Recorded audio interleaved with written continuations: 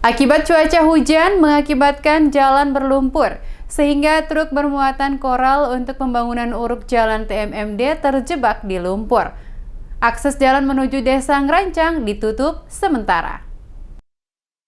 Sebagai persiapan pembangunan jalan aspal dalam program TNI Manunggal Membangun Desa Kodim 0813 di Desa Ngerancang, material bahan berangsur-angsur dikirim. Seperti kegiatan yang dilakukan sebelum dilaksanakannya program TMMD, koral dikirimkan ke lokasi pembangunan jalan aspal dengan diangkut truk. Saat pengiriman, truk bermuatan koral mengalami slip di jalan berlumpur. Terselipnya truk ini mengakibatkan akses jalan ditutup sementara.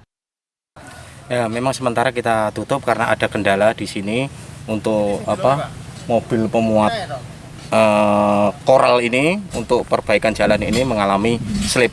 Jadi sementara jalan kita tutup sementara. Ya, yang lewat kita bantu, mungkin membawa sesuatu yang di kendaraannya atau apa, kita bantu untuk bisa melewati jalan ini meskipun agak melipir-melipir. Ya, kita bantu supaya bisa lewat. Bersama dengan warga, Kopral 1 Darminto ikut serta membantu mengeluarkan ban truk yang terjebak dan membantu akses jalan sementara.